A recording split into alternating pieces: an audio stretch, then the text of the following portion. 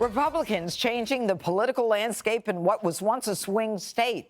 Florida Governor Ron DeSantis and Senator Marco Rubio utterly destroying their Democratic opponents, and it wasn't even close. DeSantis taking a victory lap after crushing Charlie Crist by close to 20 points and winning deep blue Miami-Dade County by 11 points. That is a 40-point swing from when Hillary Clinton took the same county in 2016. We saw freedom in our very way of life in so many other jurisdictions in this country wither on the vine. Florida held the line. We chose facts over fear. We chose education over indoctrination. We chose law and order over rioting and disorder. We will never, ever surrender to the woke mob. Florida is where woke goes to die. People have come here because our policies work. Leadership matters. All right. Boy, that was a rousing speech, Jesse. I mean, people in Florida love him. They love the guy, and he won by less than 1% the first time, and now he's winning by 20. That is a blowout. Name the guy that he beat. Gilliam. Oh, was it Gilliam? Gilliam. Yes.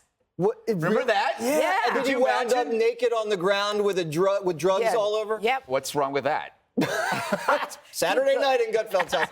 So this guy's a miracle. I don't think you've ever seen a Republican blowout that big in the state of Florida, because he came and everybody said he was killing people when he kept the schools and the business open, and he kept it open, ended up being right. He sent migrants to, Martha's Vineyard. He put the Democrats on defense there. And he's winning Cubans in Miami-Dade. He's winning Puerto Ricans in Orlando. And he's even winning rich liberal Democrats who winter in Palm Beach. He won Palm Beach County, which is astounding. And you don't even hear about the hurricane anymore, do you? You don't even hear about it because he's got that state to recover so well. He actually won by a bigger margin than Gavin Newsom won in California. So if he wants, his political future is very bright. He's got a lot of political capital. I don't think he's going to get in this primary with Trump. I think it's going to be too bloody. But if he waits, the show is his.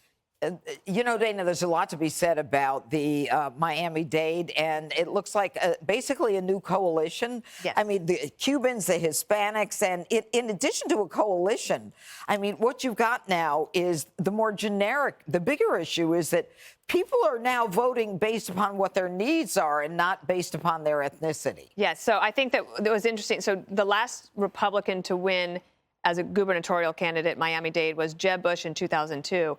And he had spent much of his time in his life there. That was his home base. So he knew a lot of the people. This is quite remarkable what Ron DeSantis has done, because no other Republican had been able to do that. And until this moment, he has a 64% approval rating across the state. I mean, you can't even get 64% of the people to agree on a Mother's Day resolution right now. So that's actually pretty impressive. And then he just exudes confidence and competence. But I think that the new coalition and the continuing realignment that I'm super interested in as we live through it is that you have these people who are living there saying, I don't want to vote based on where I came from. I'm going to vote based on what my opportunity is here. What's the opportunity for my kids? Did they get to go to school? Do they have opportunity here for educational attainment? And they want freedom.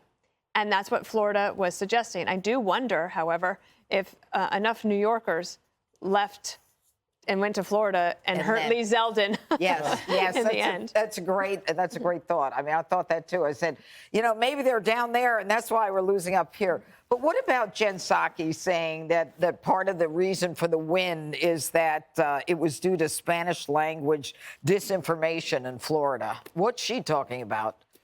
I don't know. Florida is over for Democrats. That's just the reality of it. We're going to pick up a couple seats. There's a great story with the 25-year-old who won a seat down there as the youngest person ever elected to Congress. That's exciting.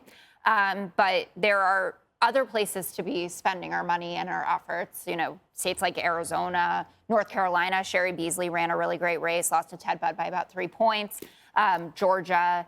And I think that we have to, in general, look for different opportunities. And for me personally, it was the Senate race. And Marco Rubio, it should be said, also was an incredible performance. Val Demings is a star, right? And she's someone who was atop my list for VP candidates for Joe Biden. And I think Obviously he won with Kamala. I think he would have won with Val Demings as well. And I hate that she's in a state where it looks like she wouldn't be able to win statewide office, because I think she's an absolute treasure. And she says all the best things about the Democratic Party, former police chief, tough on crime, but kind to people, wanting for reforms, but, doesn't have the usual mamby-pamby weakness thing that people paint about her. She also gave up her seat, so she's kind of nowhere now. Right. Nowhere now, yes. She will be somewhere. I mean, Val Demings will figure it out. But I thought that was a real Democratic loss last night based on the quality of that person and the candidate and that campaign. It was a wonderful campaign. Yeah, and certainly not to deny Rubio, I mean, the incredible win that he had. But what about DeSantis' speech? I mean, when you listen to that speech, and I listened to the whole thing, I mean, he's not just talking to Floridians. Mm-hmm. He's talking to all human beings. I want to talk about Charlie Crist. Go right ahead. Does this mean he's finally going to retire to that strip mall tanning booth? Return to the Coppertone lab where they created him? I mean, he's got to get the message that he's about as popular as a gender studies major in preschool. It's not going to happen. So this is the most amazing thing about him. He ran as a Republican, he ran as a Democrat, and he's run it as an independent. Right. So there's nothing left. He is officially, his pronoun officially is a they. They must go away. Where are you going to go? What are you going to do next? I hate these people that just keep running and running and running, and just because they lose, they think, no, that actually elevates me. Like it gets my name. Yeah, it's like if I run for president, more people are going to know me. I just love that he got clobbered. I wish it was more. Is that even possible? I don't think so. But he came in with such arrogant lines. Oh, he is, yeah. He was like, oh, I'm going to win this. Yeah. Yeah, It's true. Didn't work out for him. No, not at all. Yeah. Did you have any faith that he would win? Charlie Crist? Yeah. No. I don't think anyone really. No, I think he was he a was a sacrificial lamb. And he was happy to do it. Okay. Yes, exactly. All right. Hey, Sean Hannity here. Hey, click here to subscribe to Fox News YouTube page and catch our hottest interviews and most compelling analysis. You will not get it anywhere else.